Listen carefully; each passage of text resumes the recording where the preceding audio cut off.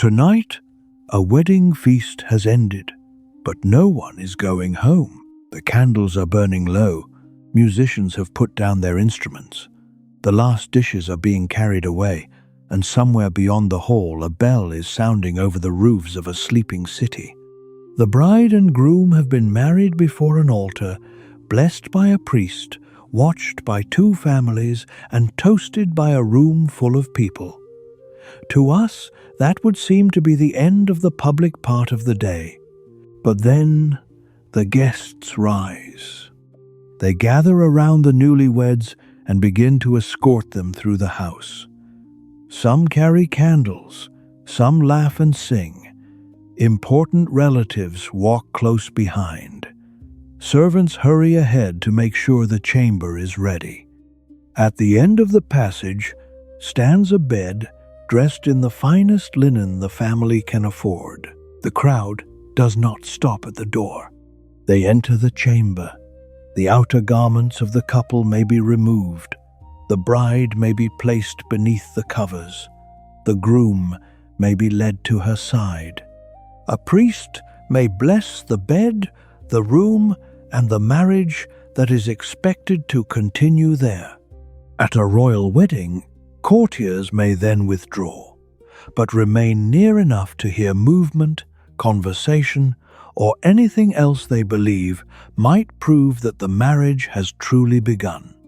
No one calls this unusual. No one apologizes for the intrusion. For the people surrounding that bed, the question is not merely whether two newlyweds are in love.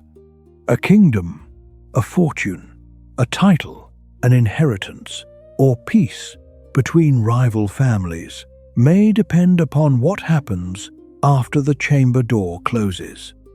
Years later, someone may ask whether the marriage was ever completed. A widow may claim her property. A king may seek an annulment. A child's right to inherit may be challenged. And then the people who stood beside the bed may be asked to remember what they saw, what they heard, and how the room looked on that distant wedding night. So why did newlyweds need witnesses beside the bed? Did strangers really watch them? What exactly counted as proof? And how did one of the most private moments in modern life become a ceremony involving relatives, priests, servants, and sometimes an entire royal court? Tonight, we will follow the wedding party all the way from the crowded hall to the bridal chamber. We will examine the rituals that surrounded the bed, the laws that made consummation important, and the uncomfortable disputes that could turn sheets, servants, and whispered memories into evidence. We will also separate the genuine customs from the more dramatic legends repeated about them today. Before we begin, you can subscribe if you enjoy quiet journeys into the stranger corners of history. And if you are already settled, let the room grow still around you as we step back into a world where a marriage belonged not only to the couple, but to almost everyone standing outside their door. The first thing to understand is that there was no single wedding night custom followed by every person in medieval or early modern Europe. A ceremony in a royal palace was not the same as one in a village cottage. Customs changed between England, France, the German-speaking lands, Italy, Scandinavia, Byzantium, and countless smaller regions. They changed again from one century to the next.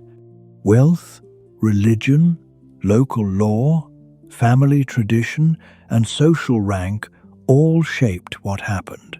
The word witness can also be misleading. It may suggest a silent row of observers remaining in the room while a marriage was physically consummated. That did occasionally appear in exceptional stories, accusations, or highly theatrical court settings, but it was not the usual form of the ritual. More often, Witnesses saw the couple brought to the bed. They watched them placed together beneath the covers, heard the formal words, and observed the blessing.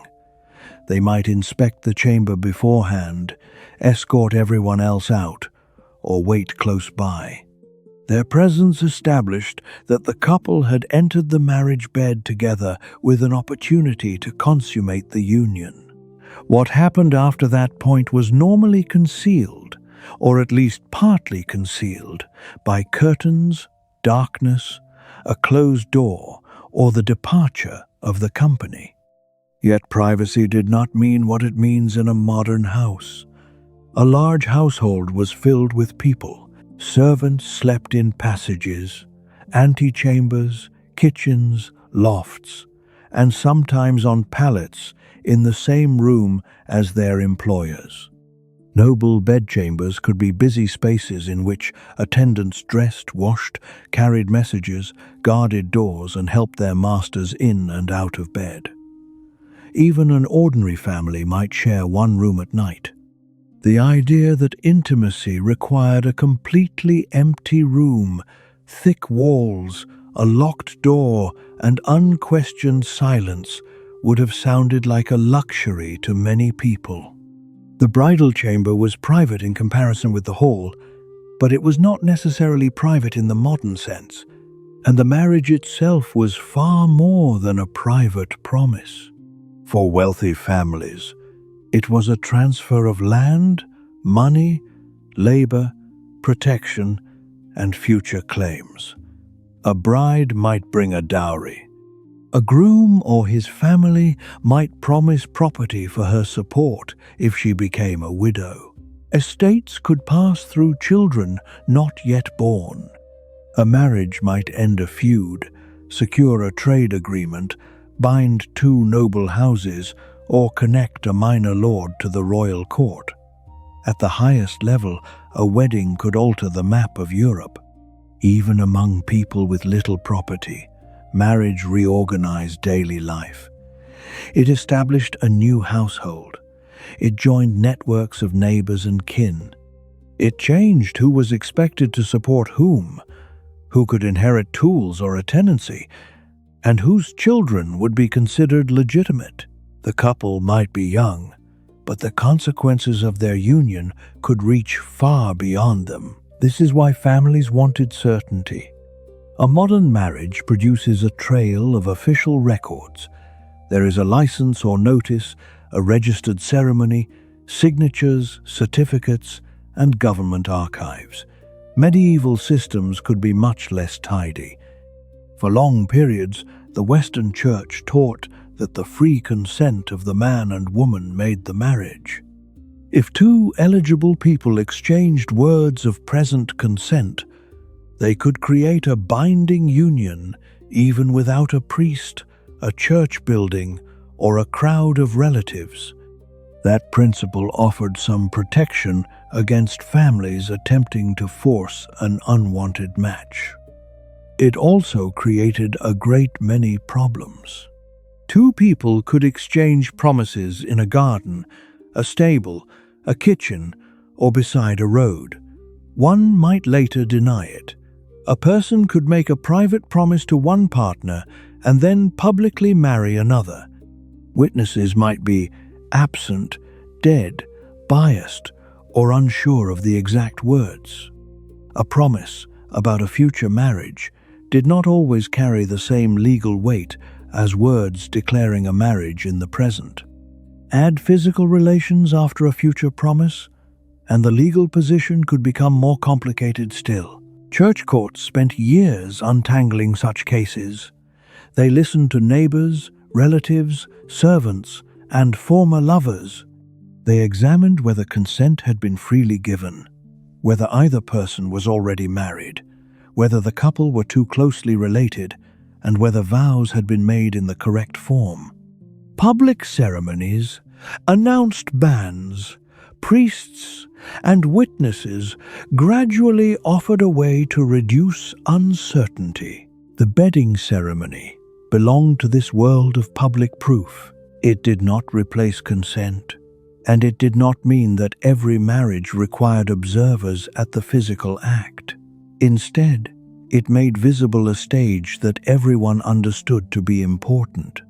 The couple had moved from church to feast, from feast to chamber, and from separate lives to a shared bed. The community had seen the transition. The bed itself carried extraordinary meaning. It was a piece of furniture, but it was also a symbol of household authority, fertility, illness, inheritance, and death. People were conceived and born in beds. Rulers held audiences from them. The sick received visitors in them. Wills were dictated beside them. Families displayed wealth through carved frames, embroidered covers, feather mattresses, silk hangings, and linen sheets. A grand bed might be mentioned carefully in an inventory and passed from one generation to the next. For poorer people, the bed could still be among the most valuable possessions in the house. It might consist of a wooden frame or simple platform, ropes supporting a mattress filled with straw, chaff, wool, flock, or feathers, and coverings accumulated over many years. It was warm, useful, expensive to replace, and often shared. To bring a bride into a household's principal bed was therefore not a casual gesture. It placed her at the center of a new domestic order. Before the wedding party arrived, servants or female relatives prepared the chamber. Floors might be swept and fresh rushes laid down. Linen was aired. Candles were arranged. A warming pan could be passed between the sheets in cold weather, though the comfort it offered did not last long. Perfumed herbs might soften the smells of smoke, wax, damp stone, bodies, wool, and food drifting through a large household. In a noble residence, the chamber might contain tapestries that kept out some of the draught and transformed bare walls into scenes of gardens, hunts, saints, or ancient heroes. The bed could stand on a raised platform and be enclosed by curtains. These curtains were useful as well as decorative. They trapped warmth, blocked a little sound and light, and created a small room within the larger room. That inner enclosure gave the couple a limited form of privacy, even when attendants remained nearby. There might also be stools, chests, a table, a basin for washing, a devotional image, and a small fire struggling against the chill. The room that looks richly romantic in a painting could be smoky, crowded, and cold. Candles sputtered, floors creaked, dogs wandered where they were not wanted. Guests who had been drinking for hours became louder rather than more dignified. The ceremony was solemn in meaning, but it was not always solemn in behavior.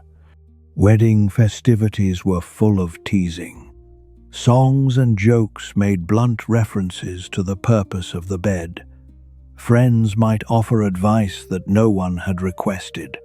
The newlyweds could be shy, exhausted, amused, frightened, or simply eager for the company to leave. In some communities, the noise was thought to ease tension and announce that a new household had been accepted.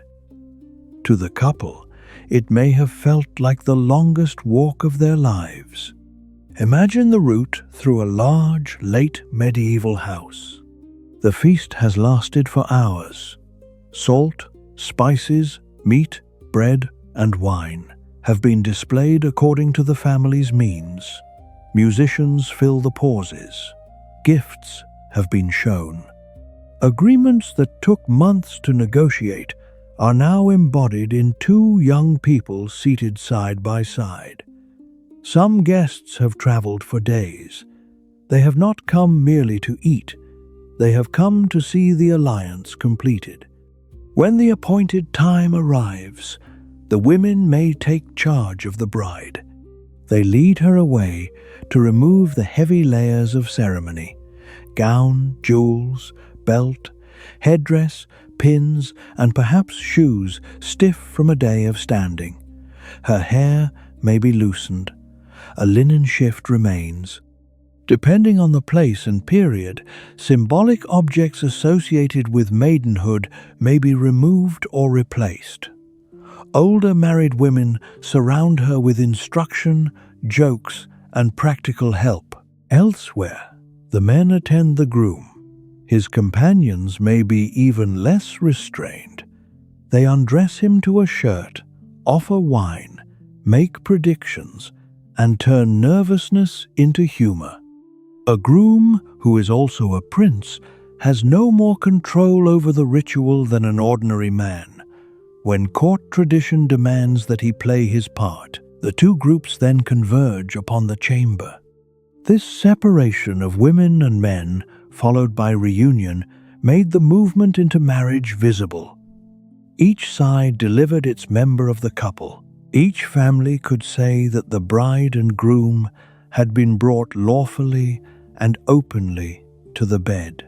The room filled with people who were not accidental intruders, but participants in a carefully understood act. In some ceremonies, the bride entered the bed first.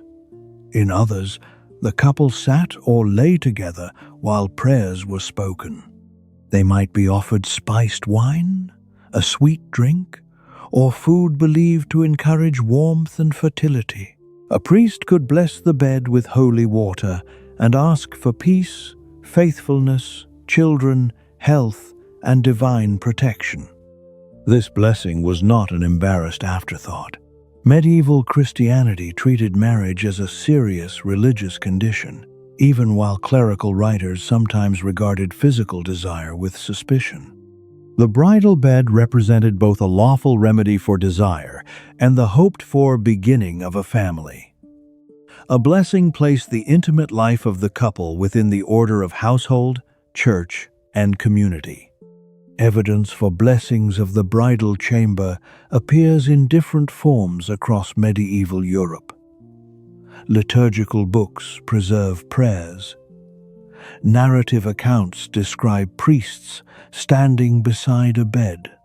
In parts of northwestern Europe, the blessing became a recognizable stage between the public wedding and the private night.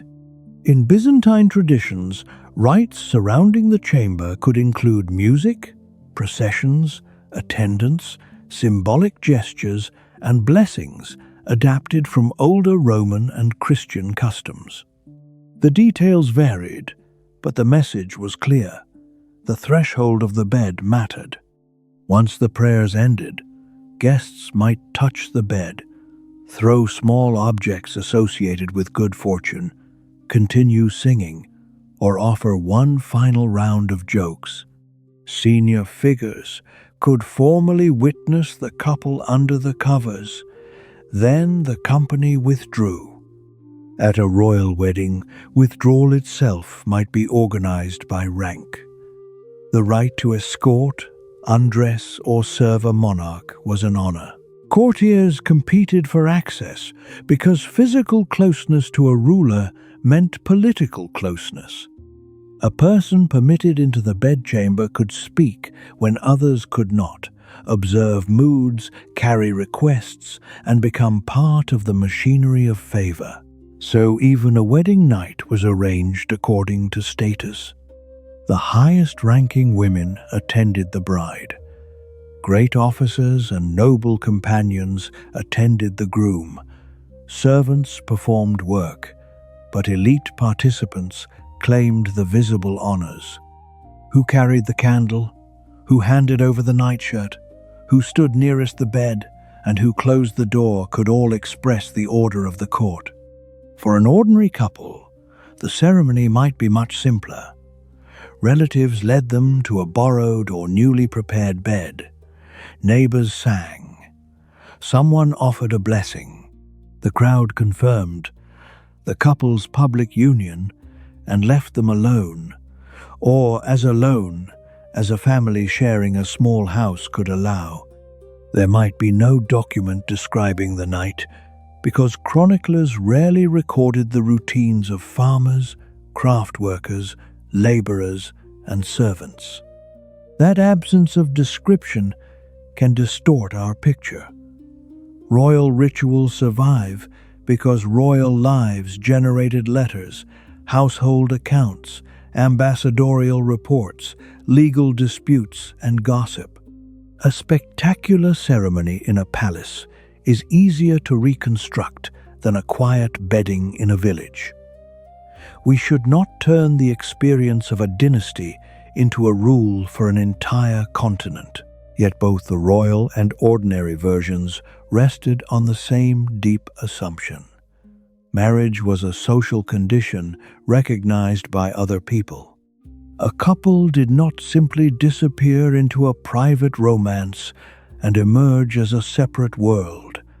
Their neighbors and families helped make the marriage visible, memorable, and enforceable. That visibility could protect the couple.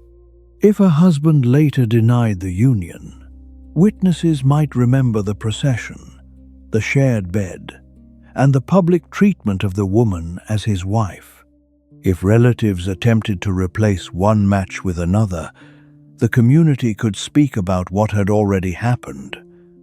If property was disputed, the wedding rituals provided a chain of memory, but visibility could also become pressure. A bride or groom might have agreed under family expectations so powerful that refusal felt impossible. Young people could be frightened by a night that had been discussed publicly for months. A bride leaving her home might now be surrounded by strangers loyal to her husband's family. A groom might know that the court expected immediate proof of masculinity, fertility, and control.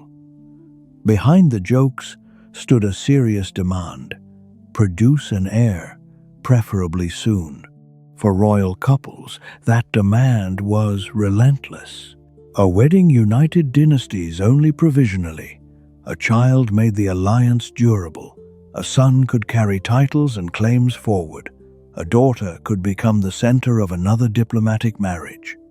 Without children, treaties weakened, factions gathered, and relatives began calculating who might inherit. The wedding bed was therefore imagined as the place where history would be made. Courtiers did not need to watch the private act to feel that they had a stake in it. They waited for signs. They watched the health of the bride. They counted months. They repeated rumors. A missed menstrual period could become political news. A difficult birth could place a kingdom in suspense. This helps explain why the first night attracted witnesses. It stood at the beginning of an expected sequence: public marriage, lawful consummation, pregnancy, birth, baptism, inheritance. If the first link could later be denied, every link after it might be questioned. Still, the legal importance of consummation was complicated. Consent created marriage in much of medieval Western canon law, but consummation could make a valid marriage more difficult to dissolve. A union that had been ratified by consent and completed physically was treated as fully established in a particularly powerful sense. A marriage that had never been consummated could, under certain circumstances, be dissolved or challenged in ways that a consummated marriage could not. This did not mean a crowd had to certify every detail. Courts often relied on testimony, circumstances, admissions, medical examinations, or the long behavior of the couple as husband and wife. But when the stakes were high, memories of the bedding ceremony became valuable. The witnesses could say that the pair had been put to bed together. They could describe the groom's clothing, the bride's clothing, the blessing, the hour, the room, and the people present. A servant could say whether the bed appeared to have been used. An attendant might remember a conversation the following morning. None of this proved everything, but together it built a story that a court might find persuasive many years later. And sometimes, one person at the edge of the room became unexpectedly important. A servant who changed linen, carried water, or slept near the chamber might know more about the private life of a royal couple than a duke seated at the wedding feast. Servants heard quarrels, noticed separate sleeping arrangements, prepared baths, and saw who entered or left. They were socially subordinate, but evidentially dangerous. When marriages failed, powerful people suddenly needed the memories of those they had barely noticed. One such servant would later become connected to one of the most consequential wedding night disputes in English history. Her name was Catalina of Motril, and she served a Spanish princess who came to England to marry a young Tudor prince. But before we enter that particular chamber, we need to understand what people believed consummation changed, and why the morning after the wedding could matter almost as much as the night itself. In many societies, a marriage was not marked by one single instant. It unfolded through a sequence of promises, exchanges, blessings, movements, and acts. Families negotiated, gifts passed, words of consent were spoken. The bride left one household and entered another. The couple shared food, a room, and finally a bed. Each stage added another layer of recognition. Consummation sat near the end of that sequence. The term sounds formal because it comes to us through legal and religious language. In ordinary life, people spoke more directly or avoided speaking at all. Yet the idea was simple enough. The marriage had moved from promise to physical union. The couple had done what marriage was expected to permit, and what the community hoped would produce children. In canon law, the relationship between consent and consummation developed through long debate. Church thinkers had to answer difficult questions. If consent made a marriage, what changed when the couple slept together? Could a marriage agreed upon but never consummated be ended? What if one spouse entered a religious house? What if the pair were physically unable to have intercourse? What if they disagreed about whether it had happened? The law eventually distinguished between a union ratified by valid consent and one both ratified and consummated. The fully consummated marriage received especially strong protection.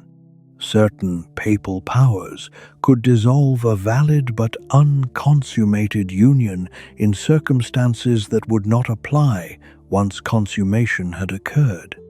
That distinction was not a license for casual separation.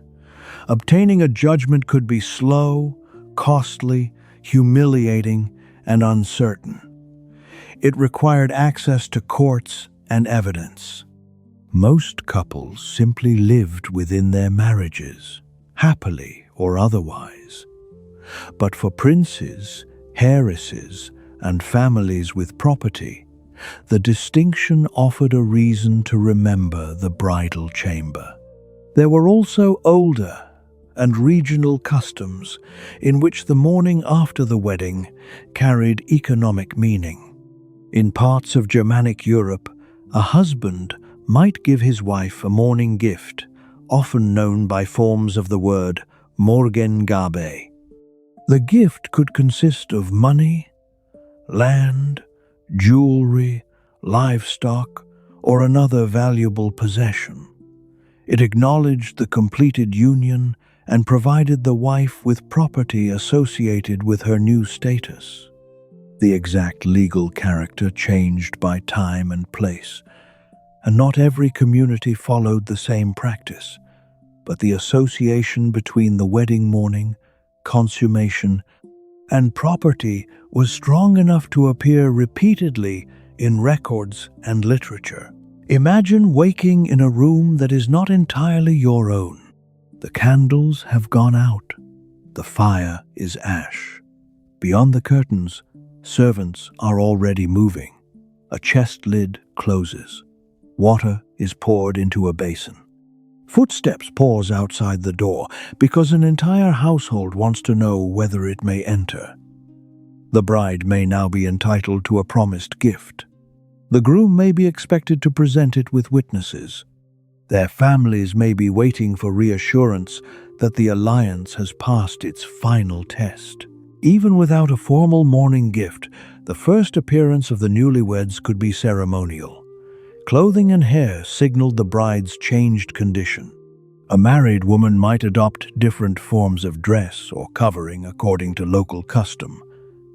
The couple received congratulations that were polite on the surface and highly suggestive underneath. The bed could become a source of gossip. Later stories often claim that relatives displayed blood-stained sheets as proof of a bride's virginity. Such practices did exist in some societies and periods, and the expectation of female virginity was certainly powerful. But the dramatic image is too often treated as a universal medieval rule. It was not. Medical knowledge about the body was unreliable, and the presence or absence of blood could never provide the certainty people imagined. Many women do not bleed during first intercourse, while blood can have many other causes. Historical communities nevertheless attached moral meaning to signs they poorly understood. Where inspection occurred, it placed the burden of honor almost entirely upon the bride. Her body was expected to confirm a story about family reputation.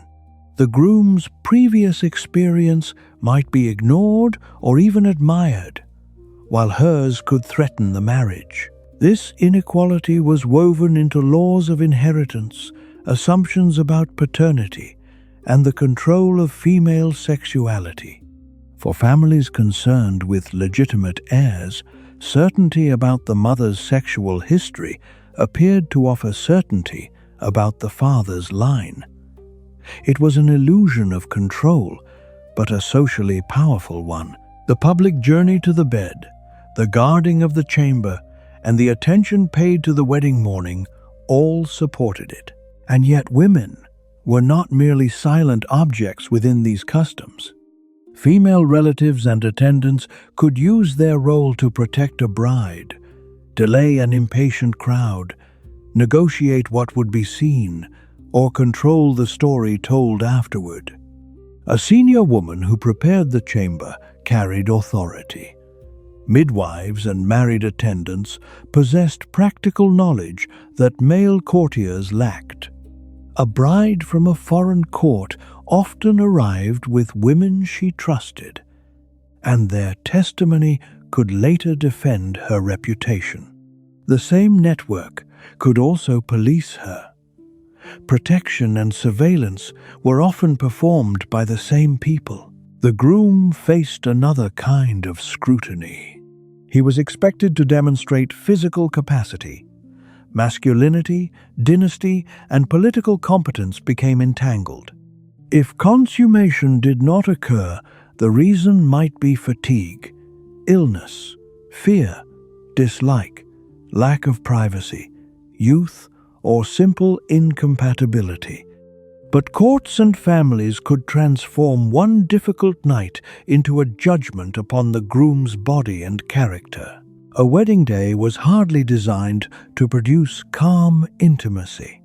The couple might have fasted before the ceremony, stood through long religious rites, endured hours of formal celebration, drunk more than usual, and met each other only recently.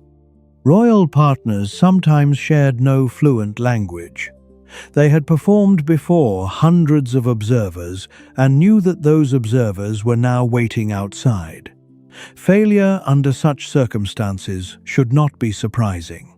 But failure could become dangerous when everyone needed the marriage to be complete. Sometimes the bedding was symbolic because one spouse was too young.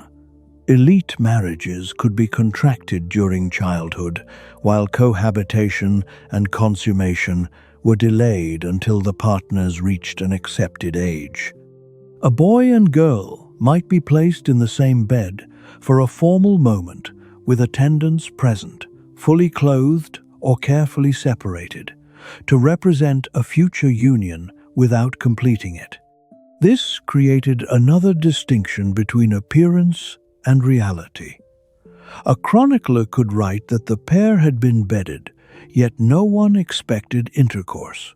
The ceremony confirmed political intention, not physical completion. Proxy marriages pushed symbolism even further. When a royal bride and groom lived in distant kingdoms, a representative could stand in for the absent spouse during the marriage ceremony. In some theatrical versions of the bedding, the proxy approached the bride's bed and placed a bare leg within it while she remained clothed, and witnesses watched. No one imagined that the proxy had become her husband. The gesture publicly represented the absent groom and helped confirm the diplomatic union until the real couple met. To modernize, the scene appears bizarre.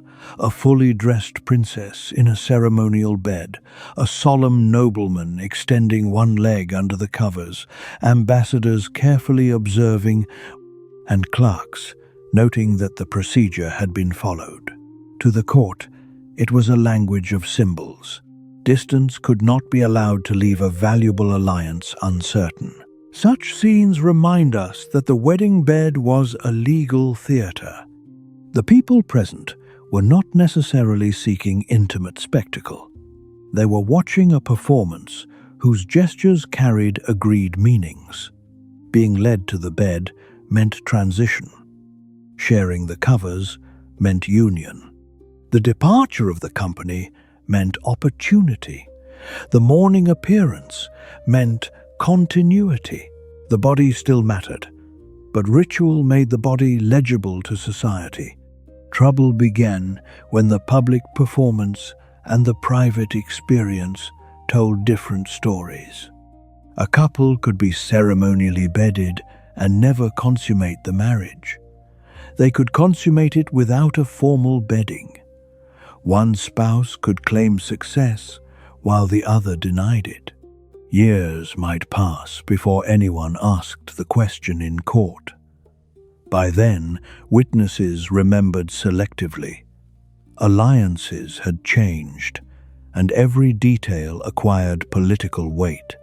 Church courts tried to impose order upon these intimate disagreements.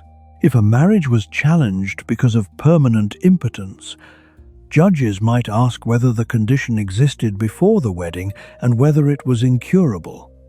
They could order periods of attempted cohabitation.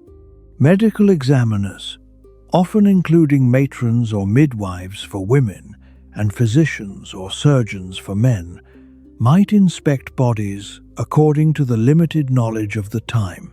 Witnesses discussed behavior that would now be considered intensely private. In some cases, a court considered whether a husband was incapable with everyone or only with his wife. Medieval writers also feared magical causes. A man might be said to have been bound by sorcery, unable to perform because of a charm, a curse, or an object hidden near the bed. Clergy offered prayers and practical tests alongside theories that now sound strange. These proceedings could become intrusive, but they were not everyday wedding entertainment. They occurred when a marriage had entered formal dispute. The most sensational examples are often repeated because they are memorable, while the quiet majority left little trace. Our seventh story in this series will travel much further into those extraordinary trials. For now, It is enough to recognize why witnesses from the wedding night could be summoned. A court wanted a chain of evidence reaching back to the beginning. Did the couple lie together? Were they left alone? Did they appear affectionate, frightened, ill, or unwilling? Did the groom boast afterward? Did the bride complain? Were the sheets disturbed? Did they continue to share a room in the following weeks? Was there any pregnancy? Did one spouse make an admission in private? No single answer settled every case. The court assembled fragments. This is where servants re-enter our story. They occupied the places between public ritual and private life. They opened the chamber in the morning. They washed linen. They delivered meals when a couple remained in bed. They knew whether 2 rooms were being maintained rather than 1. And because servants could be dismissed, married elsewhere, or sent back to their country of origin, finding them years later was not always easy. Catalina of Motril was one of those people. We do not know her birth date. We do not know what she looked like. Even the fragments of her life come to us because powerful men eventually wanted information about another woman's marriage. Catalina was a Muslim-born or formerly Muslim servant from Granada, probably of North African background, who entered the household of Catherine of Aragon. Her own story crossed the violent, religious, and political transformations of late 15th century Spain. Granada had fallen to Catherine's parents, Isabella of Castile and Ferdinand of Aragon, in 1492.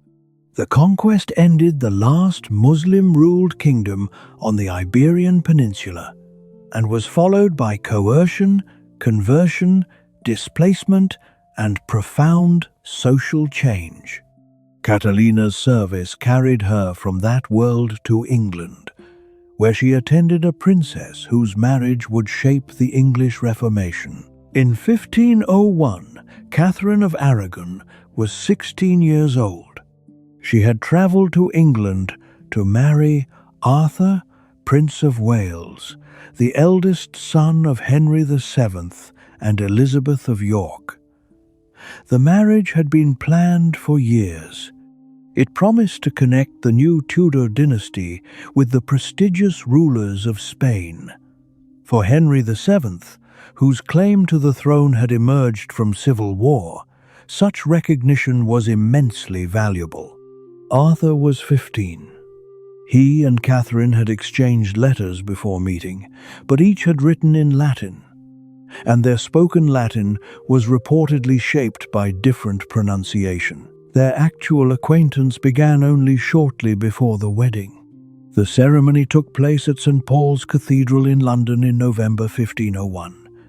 The city had prepared magnificent pageantry. Catherine's route was filled with decorations, speeches, heraldry, and allegorical displays. The wedding represented not only 2 young people, but England, Spain, Tudor legitimacy, Catholic monarchy, and hopes for a peaceful future. After the religious ceremony came feasting, celebration, and the bedding. Accounts of the ritual must be handled with care because later arguments changed the way every memory was told. What is clear is that court ceremony placed Arthur and Catherine together in a prepared bed before attendance. The bed was blessed. Formal and playful elements mixed, as they did at many elite weddings. The company eventually departed, leaving the young couple in the chamber. What happened after that became one of the most disputed questions of the 16th century. Arthur later made remarks that companions interpreted as boasting, a phrase about having been in Spain, repeated in later testimony, suggested to some that he claimed consummation. Another crude joke implied that marriage was thirsty work. Young courtiers may have embellished the memory. Men in a courtly culture had reasons to protect a prince's masculine reputation. Decades later, the words were recalled under conditions in which witnesses knew that a king's future depended upon their answers. Catherine consistently maintained that the marriage had not been consummated. Arthur died in April 1502, less than 5 months after the wedding. The cause is uncertain. Both he and Catherine had become ill at Ludlow, and Catherine recovered. At 17, she was a widow in a foreign kingdom, caught between the financial and diplomatic calculations of two royal families. The original alliance had not produced an heir, but Catherine herself remained diplomatically valuable. Negotiations began for her to marry Arthur's younger brother, Henry. That proposed marriage created a religious obstacle. Biblical texts could be read in conflicting ways concerning a man who married his brother's widow. A papal dispensation was obtained to address the impediment.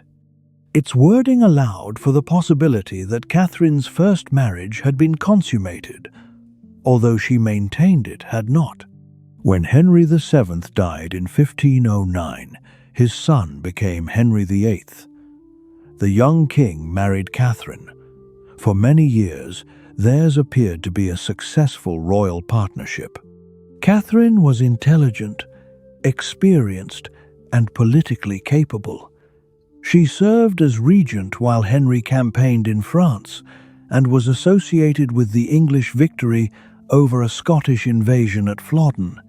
But their children repeatedly died before or shortly after birth. One daughter, Mary, survived. As the years passed without a living son, Henry became increasingly concerned about the succession. He also became determined to marry Anne Boleyn. To free himself from Catherine, he argued that their marriage had violated divine law because she had truly been his brother's wife.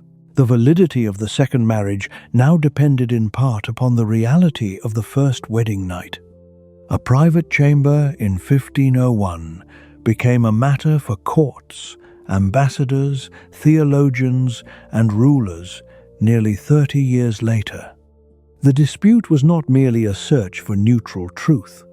Every participant stood inside a political conflict. Henry needed the first marriage to have been consummated. Catherine needed her statement of non-consummation to be believed. The papacy faced pressure from European powers, especially Catherine's nephew, Emperor Charles V. English factions understood that their fortunes could rise or fall with the result. Witnesses were questioned about Arthur's comments, the bedding ceremony, the appearance of the couple, and the conduct of the household. And people remembered Catalina. As a bedchamber servant, she may have made Catherine's bed and attended her in the intimate routines of royal life. She might have possessed direct knowledge of the linen or of what Catherine said the next morning. By the late 1520s, however, Catalina had left England. Investigators attempted to locate her in Spain. Reports placed her in Malaga or nearby, married to a bowmaker named Oviedo and living in poverty. English and Spanish agents discussed obtaining her testimony, but no clear deposition from Catalina survives. She becomes visible in the records and then disappears again. Her absence is almost as revealing as testimony would have been. The most powerful king in England wanted to reorganize his marriage, his dynasty, and eventually the religious order of his kingdom. Yet part of the argument seemed to depend upon a servant whose location was uncertain and whose own life had rarely interested those in authority. A woman who once handled sheets could have become a witness in a case shaking Europe. This does not mean Catalina alone could have decided the question. Courts weighed many forms of law and evidence, nor can we confidently infer what she would have said. The point is that royal privacy was built upon the labor of people who were always nearby. The chamber was never truly occupied by only two. Its fire had to be lit, its water had to be carried, its textiles had to be cleaned and repaired, its doors were guarded, its occupants were dressed and undressed. Servants knew when the couple retired, whether they slept late, and what mood accompanied the morning. The social world entered the room through work. For Catherine, the argument ended in tragedy. She refused to accept that she was anything other than Henry's lawful wife and queen. Henry broke with papal authority when he could not obtain the result he wanted. Their marriage was declared invalid in England. Anne Boleyn became queen. Catherine was separated from her daughter Mary and died in 1536. The question of Arthur's bed was never resolved to everyone's satisfaction. Historians continue to assess the evidence, knowing that later testimony was shaped by memory, loyalty, pressure, and hindsight. Catherine's insistence deserves serious weight. Arthur's reported boasts are indirect and were recalled long afterward. The ceremonial bedding proves that the couple shared a chamber, not what occurred within it. And this is precisely the difference between witnessing a bed and witnessing consummation. The court could establish opportunity. It could not easily reach through time and curtains into certainty. The Arthur and Catherine story is famous because its consequences were immense, but it was not the only royal marriage in which the bedding chamber mattered. Across Europe, diplomats reported whether royal couples had been placed together, whether they appeared to like one another, and whether a pregnancy was expected.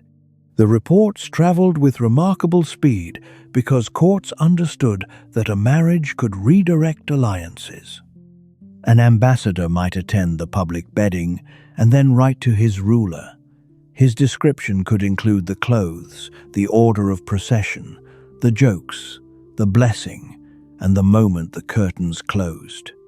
What appears to us as gossip was also intelligence. If the bride was the heiress to a territory, consummation could strengthen the groom's claim. If the groom died before the union was completed, negotiations over dowry and widowhood could change. If the couple were closely related, a dispensation might be challenged.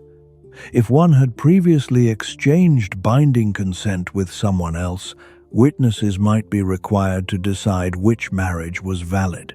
The bridal chamber stood where diplomacy met domestic life, yet not every monarch accepted the traditional performance without resistance. When Mary I of England married Philip of Spain in 1554, she was 38 and already a reigning queen. Their marriage was politically controversial. English observers feared foreign influence, while Spanish courtiers worried about their prince's role in a kingdom ruled by his wife. Every gesture was examined for what it said about sovereignty.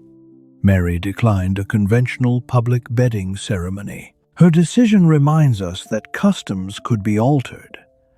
A mature queen regnant possessed reasons to protect dignity and control. The marriage still had to be recognized, and the hope for an heir remained urgent. But she did not need to submit to every ritual performed for a teenage princess. Mary later believed herself pregnant, and the court prepared for a royal birth. No child came. Her apparent pregnancies may have arisen from illness or other physical causes, and the public disappointment was severe. Once again, the body of a queen became a matter of national expectation. The refusal of a bedding ceremony did not create the problem, nor would witnesses have solved it. But the episode shows why courts clung to visible rituals. They feared uncertainty. even when certainty was impossible. To see how old these rituals were, we can travel several centuries earlier, away from the Tudor court and into the households of medieval northwestern Europe. Around the year 1200, Lambert of Ardres wrote a history of the Counts of Gunes and the Lords of Ardres, families whose lands lay near the Channel coast. His work is full of noble ancestry, local conflict, pride, scandal, and the careful memory of marriages. In describing one elite wedding, Lambert recorded a blessing of the couple in the bridal chamber. Priests entered, prayers were spoken, and the bed became part of the sacred and social ceremony. The account is valuable because it does not describe a secret custom discovered by accident. The participants understood what to do. The chamber blessing belonged to the recognized order of the wedding. Liturgical manuscripts from the wider region preserve prayers that asked God to bless the bed as a place of fidelity, peace, and fruitfulness. Some drew upon biblical couples. Others asked that harmful spirits, conflict, or temptation be kept away. Holy water could be sprinkled across a space that was simultaneously physical, legal, and spiritual. The fear of harmful forces was not merely poetic. People believed that envy, curses, demons, or sorcery could attack a new marriage.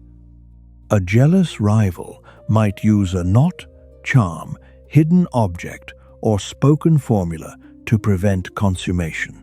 The anxiety was particularly strong because nervousness or temporary impotence could appear suddenly and without an obvious cause. Magic supplied an explanation when bodies did not obey expectation. The bridal chamber could therefore be searched or protected. Knots might be untied. Doors and windows were considered. Prayers countered imagined enchantment. Objects associated with fertility or luck appeared in folk practice, while clergy attempted to direct the couple toward approved blessings. This mixture of religion, medicine, and folklore did not feel contradictory to the people using it. They inhabited a world in which material and spiritual causes overlapped. A cold room, too much wine, fear, illness, and a hostile charm could all be considered together. Further east, Byzantine marriage developed its own rich ceremonial language. The Eastern Roman Empire inherited customs from the ancient Mediterranean and reshaped them through Christian practice. Marriage could include betrothal, the joining or crowning of the couple, feasting, music, processions, and rites associated with the chamber. Hymns and biblical imagery placed the bride and groom within a sacred history of households and descendants. An escort to the chamber did not carry exactly the same legal meaning in every period, but it marked passage. The pair moved from the gaze of the community into a new shared condition. Attendants could prepare and accompany them, while songs transformed an awkward transition into a collective celebration. In Italy, urban weddings varied between cities and social groups. Contracts and dowries received intense attention. A marriage could begin with agreements negotiated by male relatives, continue through public words and the transfer of the bride, and be completed through cohabitation. The bride's movement into the groom's house was itself a spectacle, displaying clothing, household goods, and family honor. The bed formed part of the new household established by that movement. In the German-speaking lands, images and stories often emphasized the public nature of bedding. Friends led the couple to bed with music and laughter. The association with the morning gift gave the following day an additional layer. In Scandinavian traditions, the relationship between bedding, property, and the recognized marriage also appeared in legal and narrative sources, although practices changed with Christianization and local law. In France and the Burgundian world, elite weddings could become magnificent performances. Courts used textiles, food, processions, tournaments, and chamber ritual to announce political order. A ducal bed, draped in expensive fabric, was an emblem of wealth as surely as a jeweled cup or embroidered garment. England shared many of these patterns while developing its own household forms. The word bedding could refer to the ceremonial placing of the couple together. It could also be used more broadly for the conclusion of the marriage celebration. Later observers sometimes described the event with affectionate humor, sharp embarrassment, or moral criticism, depending upon their purpose. Custom was flexible enough to absorb local personality. One community might sing outside the door, another might continue a noisy procession through the streets. Friends could play tricks upon the groom. Relatives might steal a stocking and throw it for luck. In later British wedding folklore, throwing a stocking over the shoulder was said to predict who would marry next if it struck the bride or groom. Such games were not universal and often changed in retelling, but they show how the chamber attracted playful attempts to manage uncertainty. People laughed because the moment was tense.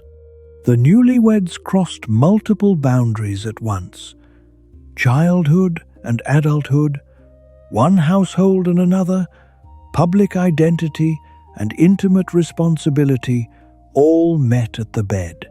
Humor gave the guests a role and gave the couple a way to endure a tension that might otherwise feel unbearable. Alcohol also played a role, not always a helpful one. Wedding feasts could last long into the evening. Ale, wine, and spiced drinks loosened manners. Friends who believed they were encouraging the groom might instead increase his anxiety. A bride, surrounded by unfamiliar people, could find the joking cruel. Chroniclers rarely record her private reaction unless something went badly wrong. We can recover only fragments of emotion. A letter may show affection between an elite couple. A court case may preserve a complaint.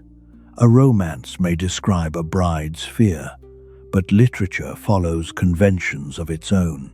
Household accounts tell us what fabric was purchased and how many dishes were served, not what the young people thought as the door closed. It is tempting to fill the silence with either horror or romance. Both can mislead. Some arranged marriages developed into loving partnerships.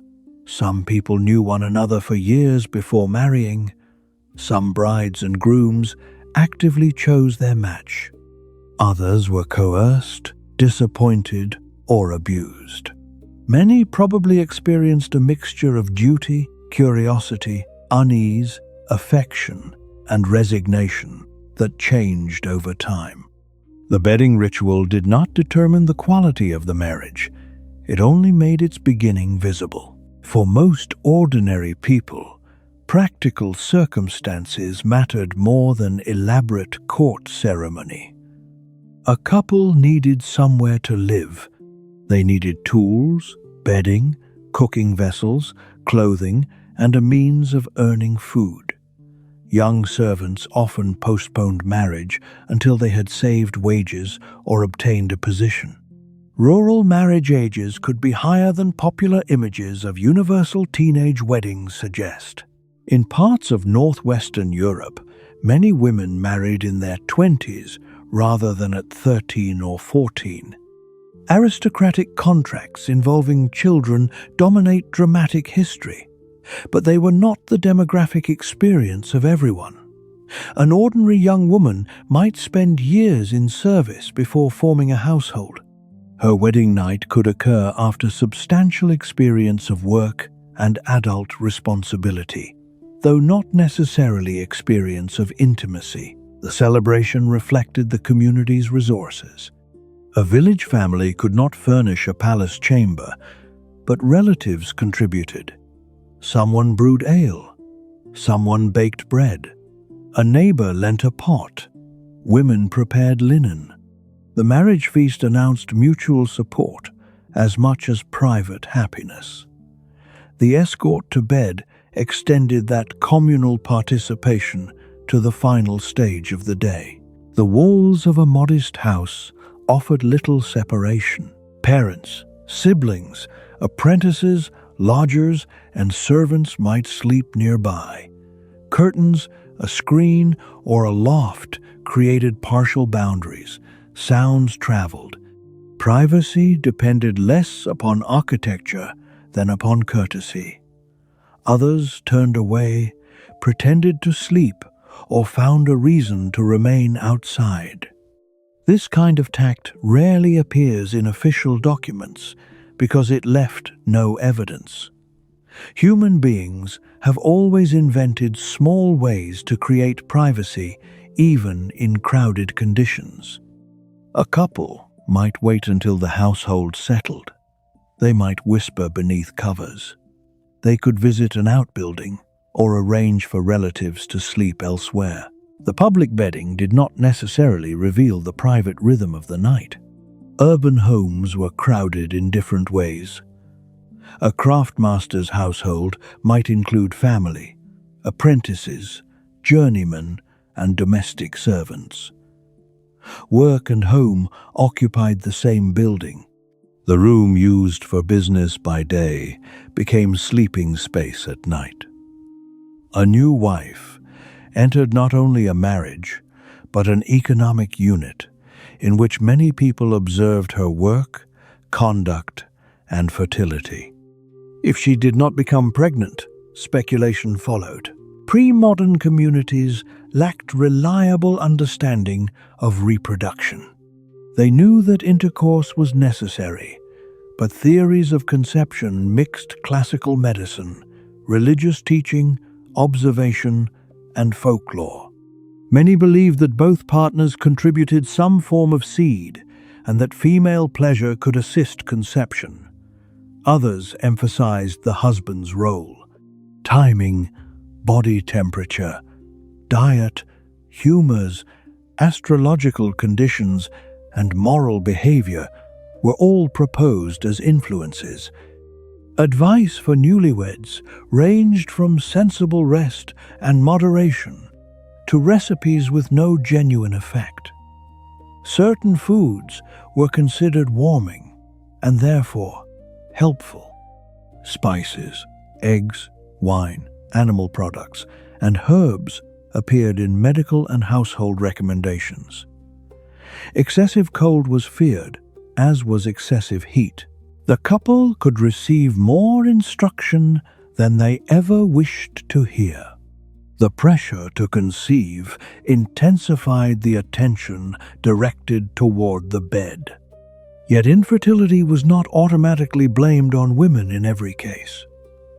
Courts recognized male impotence, and medical writers discussed male and female causes. In daily gossip, however, a wife's body was often more publicly monitored because pregnancy was visible and menstruation formed part of household knowledge shared among women. Once pregnancy was suspected, the bridal chamber's promise moved to another room, the birthing chamber. There, too, privacy was communal rather than solitary. Women attended women. Midwives, relatives, servants, and neighbors filled the space. For a queen, childbirth became a court event, surrounded by rules intended to prevent substitution, fraud, or rumor. Our third story will explore why dozens of observers crowded near a queen's labor. The same fear of uncertainty connected the wedding bed and the birth chamber. Who had entered the bed? Had the marriage been lawful? Was the child truly born of the queen? Would that child inherit? Dynasties built ceremonies around every vulnerable point. The bedding witnesses were the first guardians of the sequence. Birth witnesses came later. Baptismal sponsors and public presentations carried it onward. A private family event became a political chain of custody. For the poor, inheritance might involve a lease, a cow, a loom, or household utensils rather than a crown. But legitimacy still mattered. Parish and manorial communities needed to know relationships. Widows needed dower rights. Orphans needed guardians. Public memory helped administer a world where records were incomplete. The presence of witnesses could therefore be useful without being sinister. Suppose a man died shortly after marriage and his relatives denied that the woman was his lawful wife. She could call people who heard the vows, joined the feast, and escorted the couple to bed. Their testimony supported her claim to property or support. The same noisy neighbors who embarrassed her on the wedding night might later protect her status.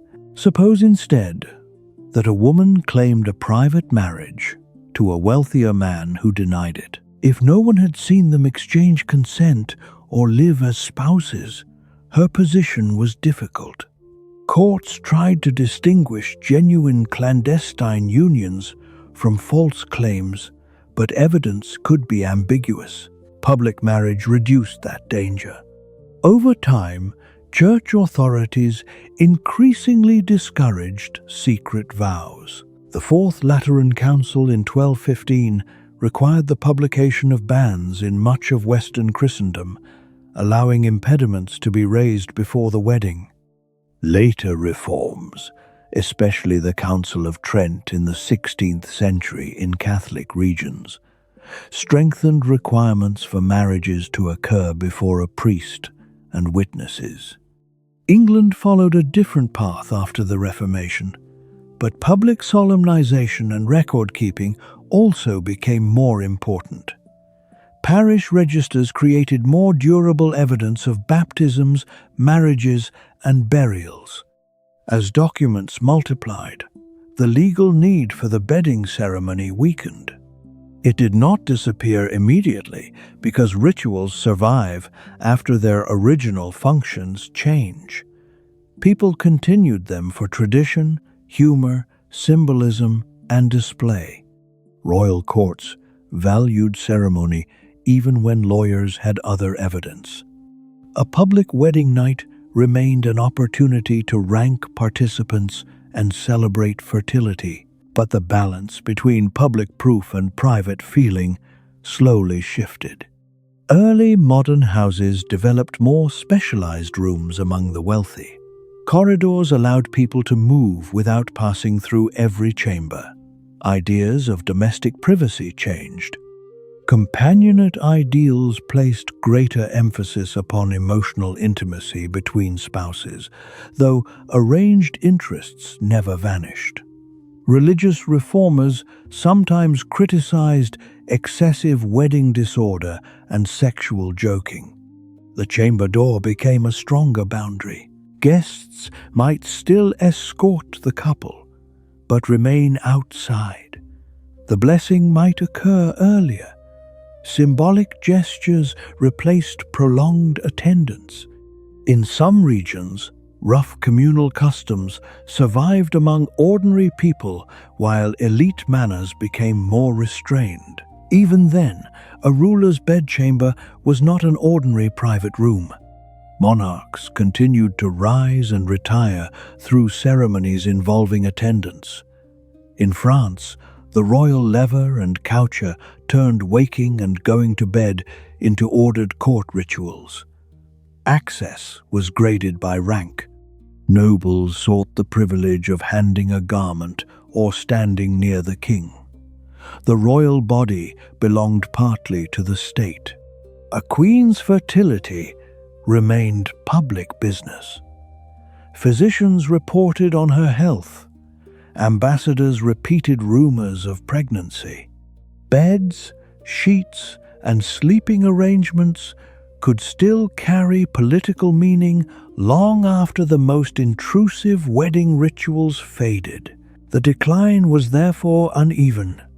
And outside palaces, communities kept inventing ways to announce that the wedding had reached its end.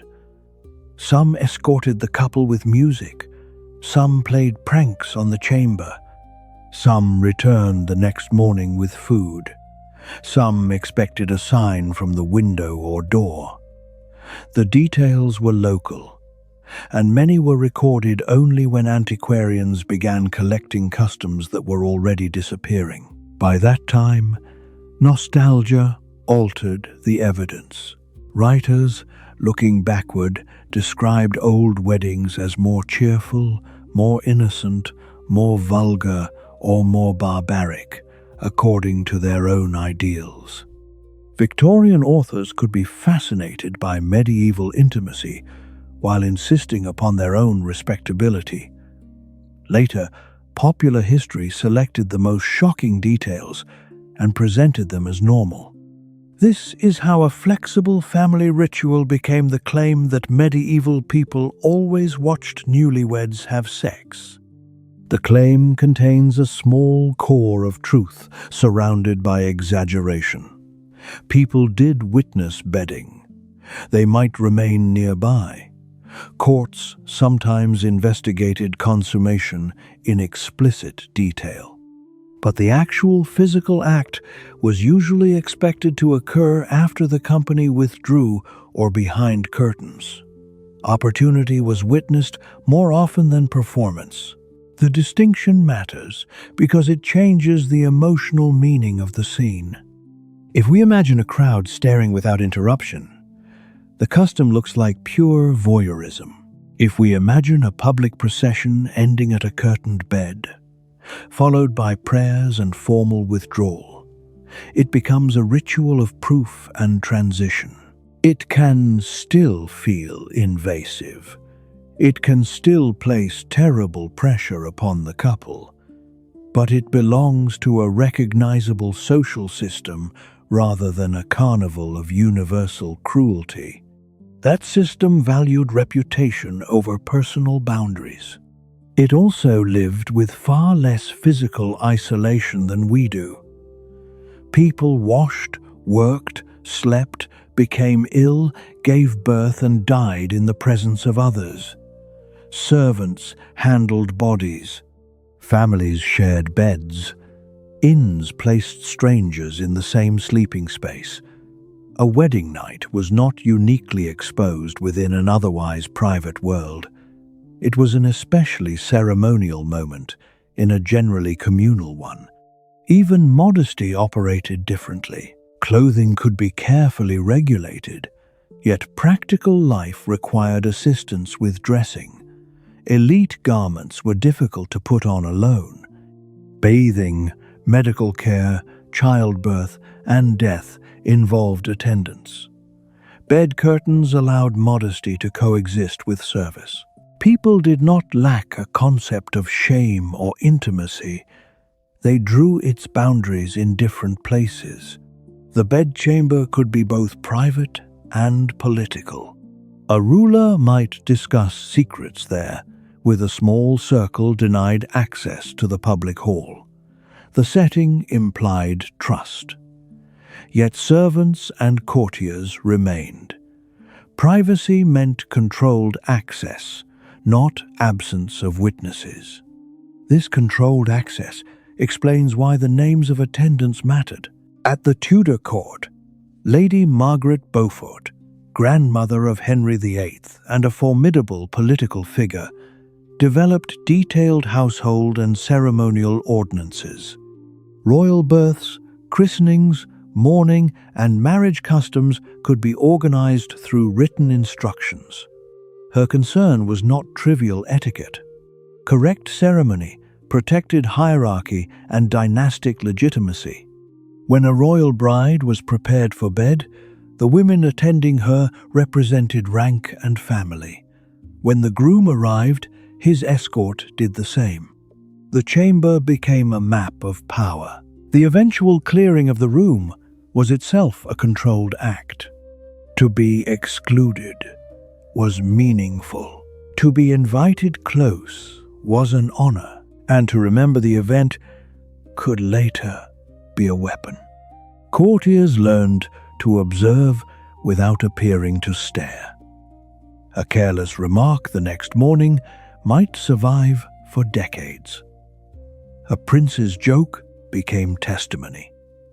A servant's routine became political evidence. The people beside the bed were not neutral cameras. They were human beings with loyalties, ambitions, prejudices, and imperfect memories. This should make us cautious whenever a court record appears to reveal exactly what happened. Legal testimony was shaped by questions. Witnesses answered what lawyers wanted to establish. They might recall an event from 30 years earlier with suspicious clarity, while forgetting details that did not serve either side. Translators and clerks transformed spoken memories into written summaries. Social pressure rewarded some answers and punished others. The surviving page is evidence, but it is not the bedroom itself. Nor should we assume that silence meant consent. Medieval marriage law spoke strongly about free agreement, yet power could make freedom fragile. A daughter dependent upon her family might know that refusal threatened her security. A prince raised to serve a dynasty could face similar, though not equal, pressure. The public bedding intensified that expectation because retreat became visible to everyone. Some people did resist. They appealed to courts, entered religious life, fled, insisted upon earlier vows, or simply refused to cooperate. Their cases survive precisely because the expected sequence broke down. Others negotiated quietly and left no record. The ritual's force lay in making refusal difficult at the final moment. The feast was complete. Gifts had been exchanged. Guests had witnessed the vows. Families had spent money and reputation. The procession now delivered the pair to the bed. To stop there required extraordinary courage and carried enormous consequences. For a royal bride newly arrived in a foreign land, the pressure could be overwhelming. Her attendants might be the only familiar faces. Her marriage treaty had been discussed since childhood. Ships, roads, and diplomacy had carried her hundreds of miles. The court expected her to become wife, then mother, without delay. Yet the groom might be equally young and frightened. The solemn portraits of princes hide adolescence. Arthur and Catherine were teenagers. Other dynastic spouses were younger at betrothal and only somewhat older when cohabitation began. Adults around them spoke of heirs and kingdoms, while the couple tried to understand one another in a strange room. The witnesses beside the bed were there because adults did not trust the future to privacy. They wanted memory, ceremony, and proof. Proof, however, was not the same thing as truth. To understand the gap, imagine a marriage dispute arriving before a church court. The courtroom is not grand. It may occupy part of a cathedral precinct or another administrative building. A judge trained in canon law sits with clerks. The parties do not tell their whole lives in a modern conversation. They present allegations, answer formal questions, and produce witnesses. One woman says that a man married her years earlier. He says he did not. She remembers words exchanged in the present tense. He took her as his wife, and she took him as her husband. He remembers only a promise that they might marry in the future. She says they slept together afterward. He says their relationship was sinful but never marital. Now he has married another woman in a public church ceremony. The court must decide whether the private words created a valid first marriage. There may have been no priest. Perhaps one servant heard part of the conversation through a wall. A neighbor saw the pair enter a room. A friend says the man later called her his wife. The second wedding has dozens of witnesses, but if the first consent was valid, the later ceremony may not erase it. Cases like this made church authorities deeply uneasy. The theology of mutual consent protected the spiritual agency of the couple, yet clandestine marriage generated social confusion. Public ritual offered better evidence, even if it could not guarantee honesty. The bedding procession added witnesses to conduct rather than merely words. When a couple were publicly treated as newlyweds, escorted to a prepared chamber, and accepted afterward as husband and wife, their community built a consistent account. The facts could still be challenged, but denial became harder. Another dispute might concern a wealthy widow. Her husband has died before his family transfers property promised for her support. His brothers argue that the marriage was never fully completed and that the estate should return to them. She calls the women who prepared her wedding bed. They remember the blessing and the mourning. One saw the husband give her a ring or charter. Another heard him acknowledge her as his wife. Here, chamber testimony defends economic survival. In a third case, a noble family seeks to end an inconvenient match.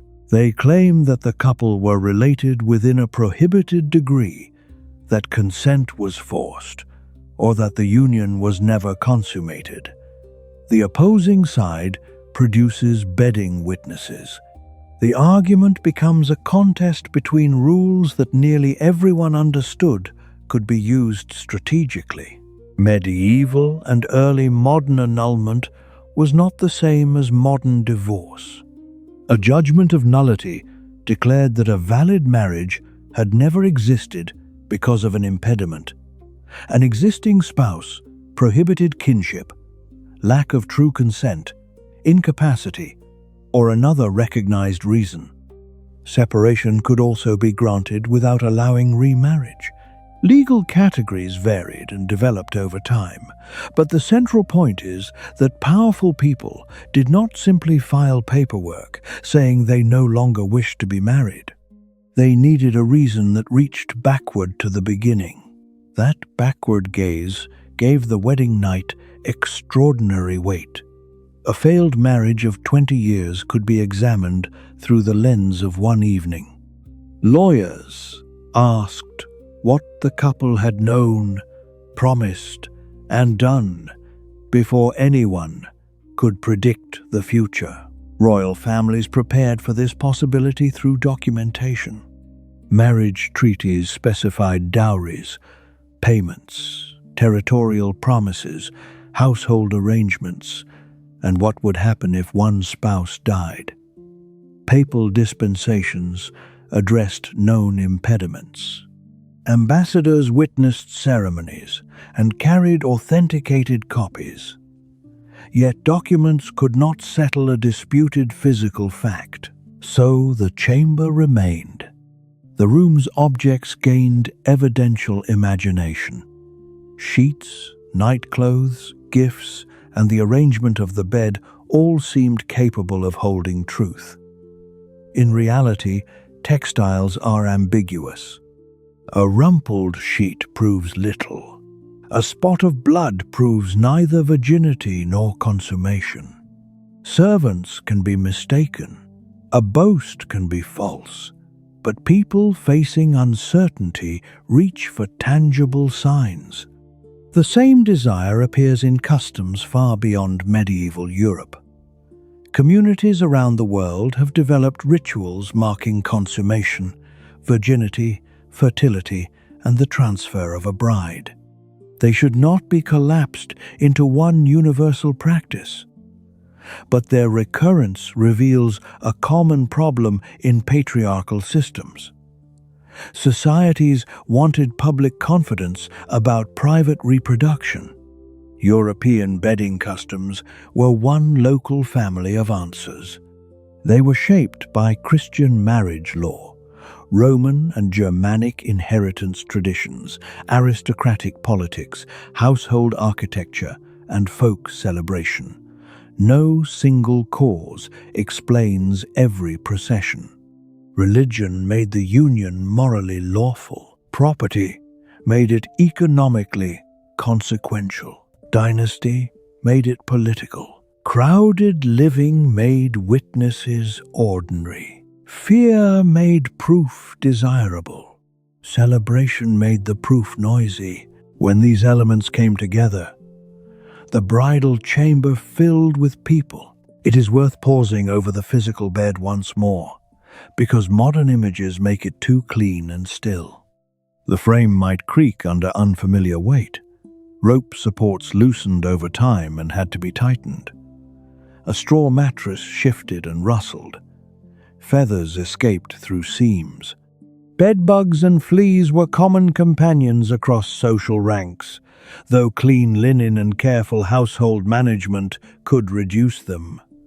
Smoke from the fire settled into fabric. Tallow candles smelled different from beeswax, and most households could not waste many candles through the night. The darkness after the guests departed could be nearly complete. Behind thick curtains, the air grew warmer and closer. Outside, the house remained alive. A guard coughed. A servant crossed the passage. Someone at the feast began another song. Bells divided the night. Rain struck shutters. The newlyweds were alone, only within a thin island of cloth. If the chamber belonged to a palace, the bed might be new or ceremonially dressed for the occasion. Textiles displayed heraldic colors and family emblems. Gold thread caught the candlelight. The bride had perhaps brought bedding among her goods, making the room a meeting of two households at the level of fabric. Women's labor produced and maintained this splendor. Spinning, weaving, sewing, laundering, airing, mending, and embroidering consumed enormous time. A fine sheet represented fields of flax, skilled processing, repeated washing, and careful storage. A richly worked cover could embody years of labor. When witnesses admired a marriage bed, they also admired wealth organized through countless, often unnamed hands. The chamber had been staged before the couple arrived. This staging affected how events were remembered.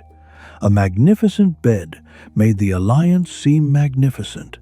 A blessing made it sacred. A crowd made it public. The ritual told participants what the night meant before anything happened. The couple were expected to perform their assigned roles. The bride was modest but willing, fertile but chaste, quiet but gracious. The groom was confident, controlled, and capable. Real human emotion rarely fits such narrow parts. A bride who laughed too freely could be judged. One who appeared frightened might be praised for modesty or pitied for reluctance. A groom who hesitated risked ridicule. Both learned to present an acceptable face to the room. The curtain finally offered relief. For some couples, that relief may have produced tenderness. They were at last free from spectators. For others, the withdrawal removed protection. The same curtain that created privacy could conceal coercion or violence. Historical sources seldom allow us to know which experience occurred. We should be especially careful not to romanticize consent simply because a priest blessed the bed. Canon law's insistence that both parties agree was significant, but enforcement was uneven. Marital intercourse was embedded in ideas of mutual obligation that did not align with modern understandings of ongoing consent. A spouse could be expected to render the marital debt. Social and legal systems often failed to protect wives from sexual violence within marriage. At the same time, neither should we assume that every arranged marriage began in terror. People found companionship within structures they did not choose. Letters, wills, memorials, and household actions revealed genuine affection. Widows mourned husbands, husbands trusted wives as estate managers, couples worked together for decades. Human attachment grew in constrained places. The wedding night was a beginning, not a complete judgment. The witnesses left with only a scene. What followed unfolded through mornings no chronicler recorded. Shared meals, illness, arguments, pregnancies, work, loss, jokes, debts, and ordinary sleep. The ceremonial bed became simply the bed. This ordinary transformation is easy to miss because history prefers the event. The wedding appears in an account. The marriage lives mostly between the lines. Perhaps the bride slowly rearranged the chamber. Her chest moved closer to the bed. Her devotional image appeared on the wall. She learned which floorboard sounded and how early the household woke. Perhaps the groom discovered that the confident stranger beside him was cleverer, funnier, or more stubborn than he expected. Their public alliance became private routine. If children arrived, the room changed again. A cradle stood nearby. Nurses and attendants came and went. Sleep became fragmented. The same relatives who once demanded proof of consummation now demanded news of the infant. If no child arrived, the silence of the bed grew louder. Remedies accumulated. Pilgrimages were made. Saints were invoked. Physicians recommended diets, baths, timing, and medicines. Friends offered advice. The couple might blame themselves or one another. Among rulers, political patience shortened. Henry VIII's later desperation is an extreme example, but the underlying fear was widespread. An inheritance without a clear heir invited conflict. Families invested hope in reproduction because property and identity were organized across generations. The wedding night witness could not guarantee fertility. The ritual only guaranteed that society had seen the door. This may be the central paradox of the custom. It attempted to make the invisible visible. Consent lived in the mind. Intimacy occurred behind curtains. Fertility belonged to an uncertain future. Paternity could not be directly seen. The ritual surrounded these mysteries with candles, witnesses, prayers, and objects. It converted uncertainty into a public story strong enough for people to live by. The story said, "These two consented, these families joined, this bed is lawful, and the children expected from it will belong here." When everyone agreed, the story worked. When someone challenged it, the fragile evidence appeared. This also helps us understand why rumors about unconsummated royal marriages spread so readily. They attacked the first link in legitimacy. To say a king could not consummate was to question his masculinity. To say a queen had entered the marriage already pregnant or sexually experienced was to threaten the paternity of heirs. Sexual gossip functioned as political propaganda. Enemies did not need proof. They needed a story listeners found plausible. Betting witnesses could be recruited into that story. A remembered laugh, a delayed pregnancy, or separate rooms became suspicious. Chroniclers repeated claims according to faction. Later generations inherited scandal stripped of uncertainty. The greatest protection was a healthy child born at an expected time. Success silenced questions that ritual could not. Failure invited endless reconstruction. For ordinary couples, gossip stayed local but could still wound. A community knew who visited whom, which marriages were affectionate, and which houses were troubled. The public bedding offered neighbors permission to joke about intimate life. The line between communal support and intrusion was thin. Some newlyweds tried to escape the attention. Popular tales describe couples slipping away early, friends searching for them, or a bride's relatives guarding the chamber from pranks. Whether each tale is factual matters less than the repeated theme. The couple sought a private moment while the group insisted on participating. Eventually, ideals of polite restraint gave the couple greater authority over the boundary. By the 18th and 19th centuries, many British and European weddings still contained joking references to the bed, but respectable accounts often softened the older ceremony. Guests saw the couple depart rather than placing them beneath covers. The honeymoon, in which newlyweds traveled away from the household, created a radically different kind of first privacy for those able to afford it. Instead of the community following the pair into a chamber, the pair left the community behind. That change required money, transport, lodging, and a culture that valued romantic seclusion. It was never immediately available to everyone. Poor families continued to marry within crowded homes, yet the ideal shifted. The wedding night became the couple's secret. Public proof moved onto paper. Certificates, registers, licenses, and civil law established status without reference to a bed. Medical and legal ideas changed. Property rules evolved. Marriage remained socially important, but the state did not require relatives to remember the shape of the sheets. Some remnants of the older procession remain in harmless form. Friends escort newlyweds to a car. Guests throw confetti, rice, or flower petals. A crowd watches the couple leave the reception. People decorate the vehicle, ring bells, make jokes, and demand a public kiss. The threshold has moved from chamber door to departure, but the community still marks the instant when the couple withdraw.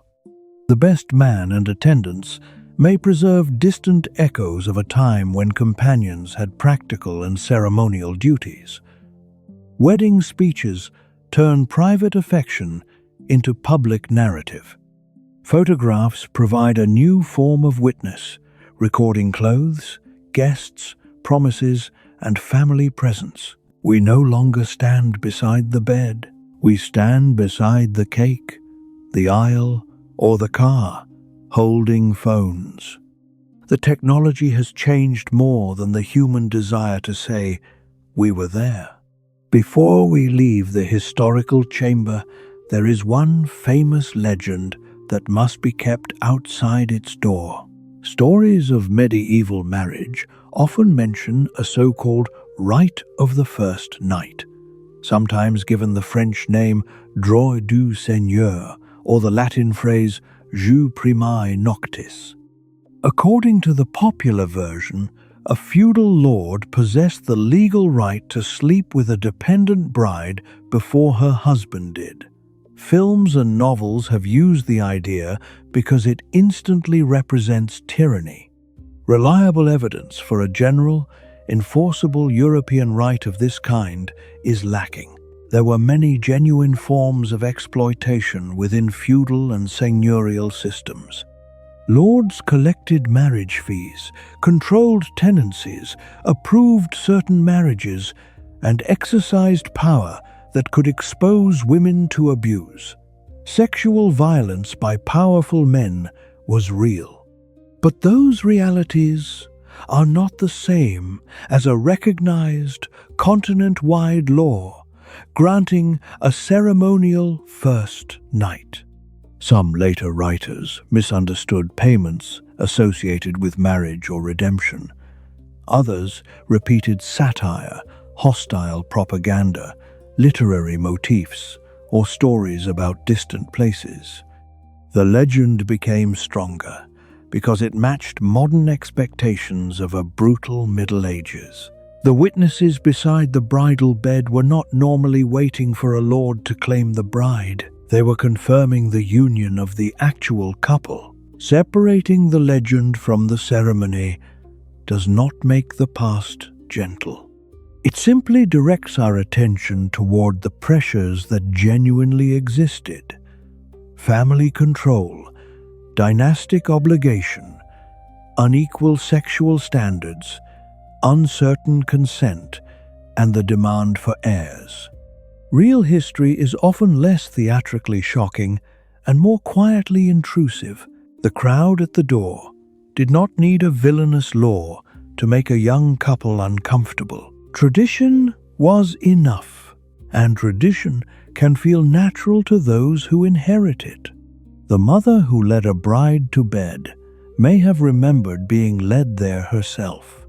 The courtier who laughed had survived the same jokes at his wedding. The priest used prayers copied from older books. The servant followed household instructions. Each participant performed a small familiar duty, and together they created a scene that looks astonishing centuries later. Few people probably stopped to ask why witnesses were needed. The answer was embedded in everything around them. Marriage joined more than individuals. Records were incomplete. Property traveled through bodies. Children carried claims. Houses were crowded. Law distinguished promise from completion. Religion blessed the marriage bed. Courts could question the first night decades afterward. A visible ritual offered the nearest thing to certainty, so the witnesses did not usually certify the physical act itself. They certified the path to it. They saw the couple enter the chamber. They saw the garments change from public splendor to night clothing. They heard the blessing.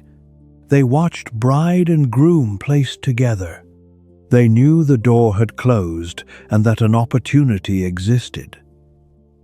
In the morning, they saw the continuation of the shared household. That was often enough until conflict made it insufficient. Then the laughter of the wedding night hardened into testimony. A prince's boast became evidence. A lady remembered the covers. A servant was sought across another country. Lawyers measured words spoken by teenagers. The past returned in fragments. We may never know exactly what occurred in the most famous chambers because the curtains performed their purpose. They made an inner space that witnesses could approach but not fully enter. History often ends at such a curtain. It can describe the frame, fabric, room, procession, law, and people. It can recover the prayer spoken beside the mattress. It can trace the consequences for decades. But it should not pretend to see what the evidence cannot reveal. That restraint allows us to recognize the newlyweds as people rather than pieces in a strange custom. They were tired at the end of a long day. Their shoes hurt. Their formal clothes were heavy. Their faces ached from being watched. They may have eaten little despite the feast because everyone demanded their attention. They carried the smell of candle smoke and crowded rooms. Their minds held instructions from parents, priests, physicians, friends, and diplomats. Then, finally, the room began to empty. Let us imagine that moment one last time, not as a sensational scene, but as an ordinary human crossing into night. The last prayer has been spoken. Drops of holy water darken the coverlet and slowly disappear into the cloth. The priest lowers his hand. Near the foot of the bed, an older aunt is still offering advice, though the bride has heard enough advice for one lifetime. A young cousin attempts to hide a laugh. Someone retrieves a cup from the table. The groom's companions move toward the door. Their voices continue in the passage, then soften with distance. A nobleman bows, because even here rank must be remembered. A servant checks the fire and places the iron safely against the hearth. Another trims a candle, hesitates, and leaves one small flame burning. The women draw the curtains part way. For a moment, only faces remain visible through the opening. Curious, affectionate, calculating, amused. The same people have spent months preparing this day. They know the value of the dowry, the names in the treaty, and the hopes attached to the marriage. They also know that nothing more can be accomplished by standing there. The curtains close. The chamber door follows. Outside, an attendant remains within call. Perhaps two trusted figures wait in the antechamber long enough to satisfy custom. They do not stare through a keyhole.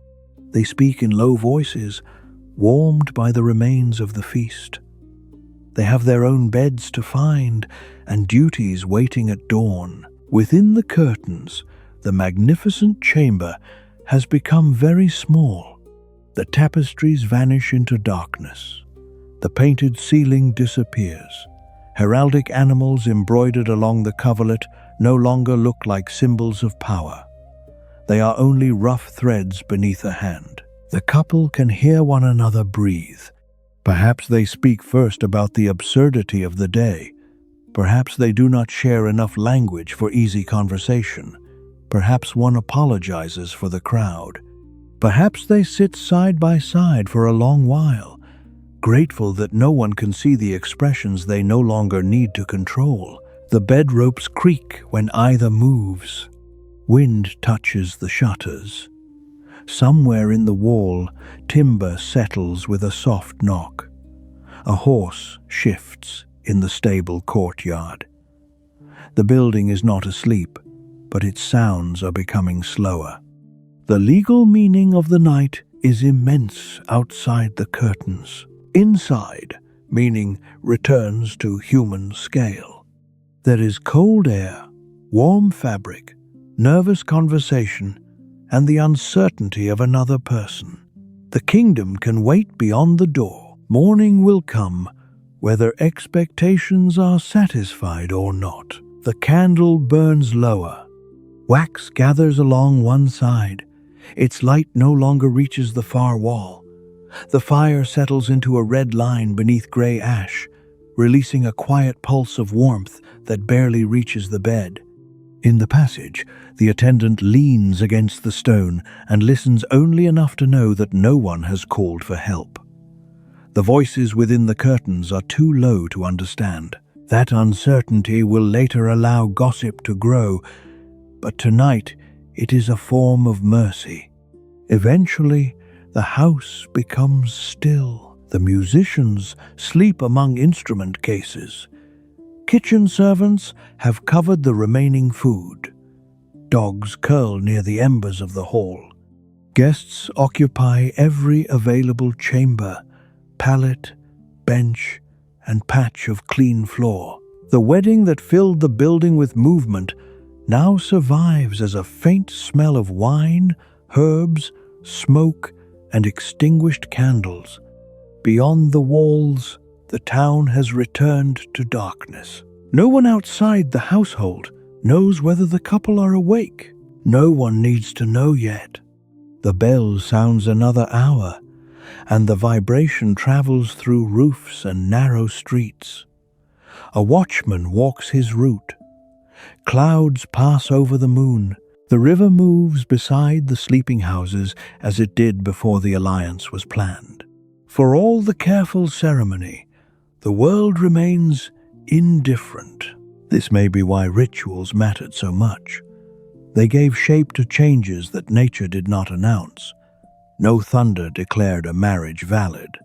No light appeared above the bed. People had only words, gestures, witnesses, and memory. They used what they had. At dawn, the first servant wakes. Ash must be cleared. Water must be heated. Bread must be cut. Wedding guests will expect breakfast, and horses must be prepared for those leaving early. Daily labor returns before celebration has completely ended. The servant walking toward the bridal chamber knows to make a little more noise than usual. A foot is placed firmly on the boards. A basin is adjusted. The knock is gentle but distinct. Privacy is respected through warning rather than distance. Inside, the couple stir. They are about to re-enter the public world. Curtains open. Cold air reaches the bed. Clothing is brought. Hair is arranged. The chamber fills again, but not with the same crowd. A few attendants observe the mood and carry their impressions outward. If the couple smile, the household smiles. If one appears tired, the household invents a reason. If the groom makes a joke, someone repeats it at breakfast. If the bride says little, silence becomes modesty, unhappiness, dignity, or exhaustion, according to what each listener already believes. The story of the night begins before the room is fully awake. That story may remain harmless gossip. It may become family memory. It may be written into an ambassador's report. Or it may sleep for 30 years until a lawyer wakes it and asks every surviving person to remember. Memory changes while it sleeps. Details fade. Meanings grow. A phrase separates from its original joke. A servant's absence appears suspicious. The chamber becomes brighter in recollection than it ever was by candlelight. The historian approaches those memories carefully. We can say that witnesses escorted couples and observed bedding rituals. We can say that priests blessed beds. We can say that consummation carried legal significance and that non-consummation could matter in attempts to dissolve a union. We can say that royal courts watched the production of heirs with intense concern. We can also say what the evidence does not justify. There was no single European ceremony. Not every couple endured a crowded royal performance. Witnesses did not normally remain to observe intercourse directly. Blood-stained sheets were not a universal medieval test. And the supposed feudal right of a lord to every bride belongs far more securely to legend than to law. Between denial and exaggeration lies the real custom. It was public enough to make us uncomfortable, and private enough to leave uncertainty. That balance made it useful. The community witnessed the threshold, while the curtains concealed the act. Law gained a story, family gained reassurance, religion offered a blessing, and the couple eventually gained a little darkness. Over centuries, documents took over much of the story. Today, a clock can confirm a marriage without asking how the wedding night passed. A certificate survives even when every guest is gone. Inheritance can be established through legal records and scientific evidence unimaginable to medieval courts. The state recognizes the union without entering the bedroom, yet certainty is still never complete. Documents prove status, not affection. Photographs prove attendance, not happiness. A public vow cannot tell us what a marriage will become.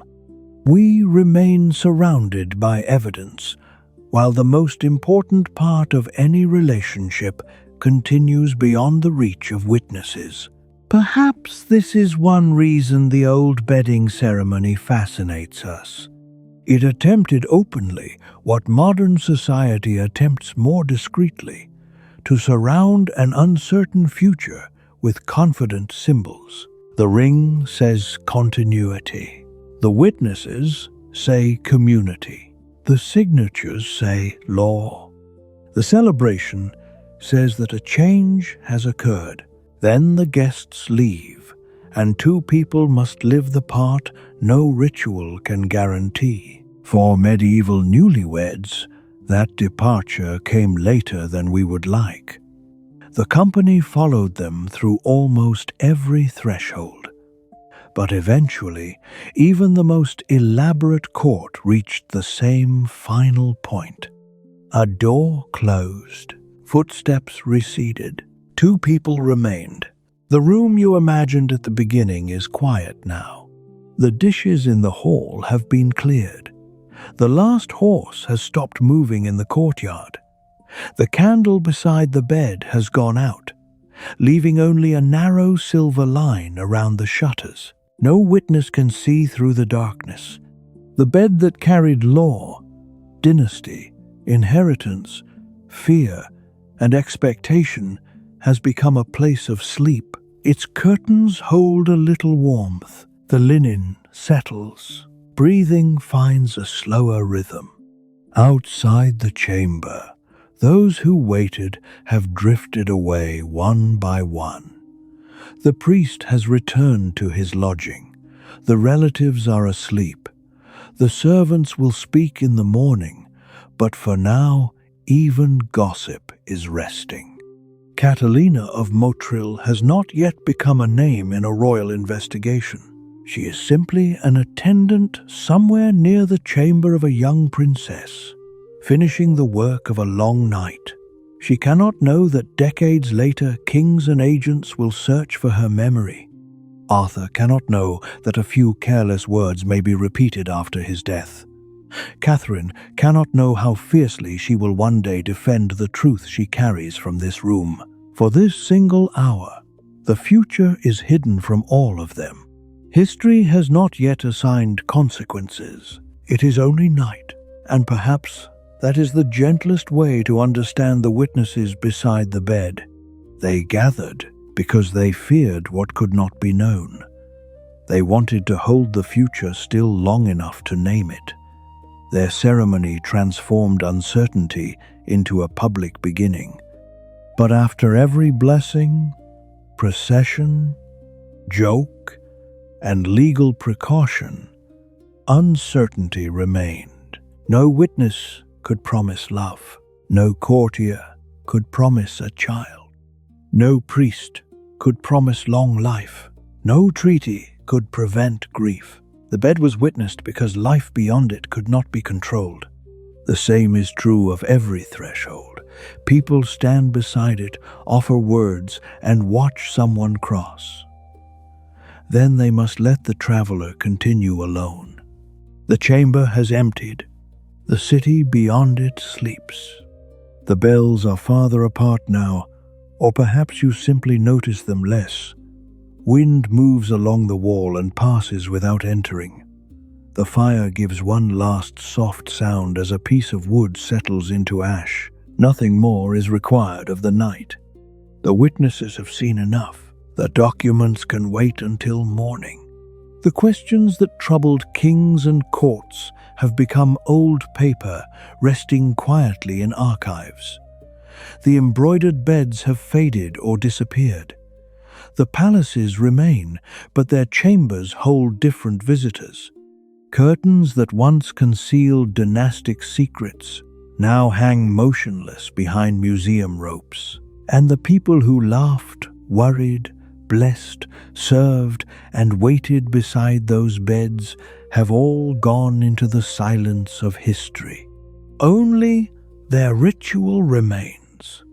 It tells us that marriage once belonged visibly to a household and a community. It tells us that privacy is not a fixed human arrangement, but a boundary built from architecture, law, wealth, and custom. It tells us that the most powerful families in Europe could be frightened by one unanswered question behind a closed door.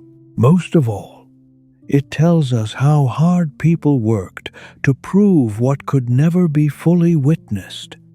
If you were to search for the old ceremony now, you would not find it preserved in one perfect record. You would find a prayer written in the margin of a liturgical book. You would find a payment for cloth, wax, wine, or musicians in a household account. An ambassador might note that the royal pair were put to bed with the expected honors. A legal witness might remember standing somewhere near the door. An inventory would list the bed long after the bride and groom had left it. Each source illuminates a different corner of the chamber.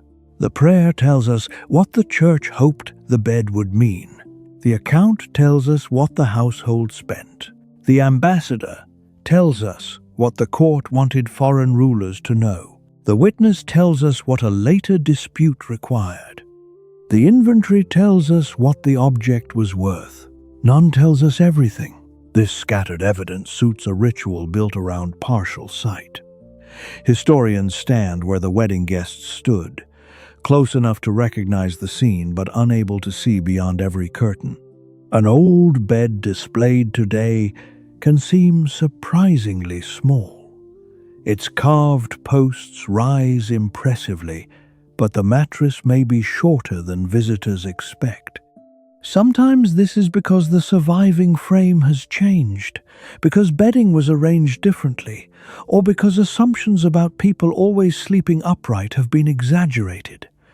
The object resists another easy story. People did use pillows and bolsters, and some slept with the upper body raised for comfort, illness, status, or custom. But medieval people were not a separate species unable to lie down. Beds varied as widely as households did. The chamber surrounding the bed has also changed. Glass in windows, efficient heating, electric light, plumbing, sound insulation, and private corridors now shape what we expect from a bedroom. Remove them one by one, and the older social world returns. Water requires a servant or a walk to a well. Light requires fuel. Warmth gathers people into fewer rooms. Security keeps attendants close. Work crosses the boundary at every hour. Privacy becomes expensive. A ruler could afford a chamber, but not independence from service. A laborer might gain solitude only by stepping outside. A newly married couple could own a bed without owning a room around it. The ceremony made sense inside those conditions. It would be more surprising if a society living so collectively had invented a wedding night entirely detached from the group. The procession followed the couple because the community had followed every other stage of the marriage. Negotiations, vows, gifts, feast, bed, and mourning formed one continuous event. Only later did we divide it sharply into public ceremony and private night. That modern division can make the old guests appear to cross an obvious line. For them, the line stood at a different place. It might have been the closed curtain rather than the chamber door. It might have been the extinguished candle rather than the departure of every attendant. They recognized privacy, but built it within company. Even now, boundaries depend upon custom. A knock can create privacy in a crowded home. Lowered voices can create it in a shared room. Turning away can be as meaningful as leaving. The medieval chamber relied upon these small social agreements. Of course, agreements could fail. A rude companion lingered. A servant gossiped. A family demanded proof. Power entered where courtesy should have stopped. The ritual always carried that risk. Yet its quieter form can be understood as a gradual retreat. The whole community begins in the church. The wider circle joins the feast. A smaller group accompanies the couple upstairs. Relatives and senior attendants enter the chamber. A few witnesses remain at the bedside. Then the curtains close. At every stage, the circle narrows until only the couple remain. Seen this way, the bedding procession was not only an invasion of privacy, it was also the creation of privacy through a controlled departure. The witnesses made the threshold visible and then acknowledged it by leaving. Their departure said that public duty was complete. The couple now carried the marriage forward. This interpretation cannot soften coercive cases or erase the unequal expectations placed upon brides. It does, however, explain why participants could experience the custom as supportive rather than merely intrusive. Family and friends delivered the newlyweds to the edge of a new life, offered blessing and laughter, and withdrew. The bed received them. By morning, they would be treated differently. Language might change first. A woman previously described through her father became someone's wife, though she remained a daughter and sister. A man gained household responsibilities associated with husbandhood. Gifts and keys signaled authority. Seating at table could change. The new pair occupied a recognized place in the community. The ceremony beside the bed helped everyone remember that transformation. Years later, witnesses might forget the meal, but remember the walk upstairs. They might forget a sermon, but remember candlelight on the curtains. Threshold moments remain vivid because people feel the difference between before and after. For Arthur and Catherine, the after was painfully brief. For many unnamed couples, it lasted 40 or 50 years. They returned to the same bed through winters and summers, through births and illnesses, until the wedding night crowd became a distant memory. The young faces beside the chamber door aged. Parents died. Children married and underwent rituals of their own. Linen was mended until it could be mended no longer. The public beginning dissolved into ordinary time. That ordinary time is the part witnesses could not guarantee, and perhaps the part that mattered most. We can picture an elderly couple many decades later, though no chronicle gives us their names. The room is familiar now. One knows where the other places a cup in darkness. The bed no longer symbolizes an alliance or test. It holds the shape of repeated sleep. If they remember the wedding procession, they may smile at its noise. The anxiety that filled the first night has become too distant to feel. The relatives who crowded the room are present only in memory. No court ever asked for testimony. No inheritance was challenged. The witnesses performed their role and were never needed again. For most couples, that was surely the best outcome. No ambassador recorded their mournings. No clerk preserved the private jokes that replaced the nervous silence of the first night. Their marriage left only a name in a parish entry, a few children in later records, and perhaps a bed listed among ordinary household goods.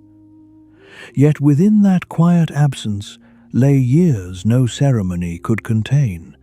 The people beside the bed had witnessed a beginning, not the story itself. That story belonged to repeated choices made after the candles went out. To share food, divide work, forgive irritation, endure loss, and wake again beside a person who slowly became familiar. History rarely hears those choices because they made no scandal and required no court. The proof remained unused. The marriage simply became a life. You can let that question rest now. The guests are leaving the passage. One candle after another disappears around the turn of the stair. Their voices become whispers, then soft echoes, then nothing. A final hand draws the chamber door closed. Beyond it, the newlyweds have entered their own unwritten story. And here, outside the door, our journey ends. Good night.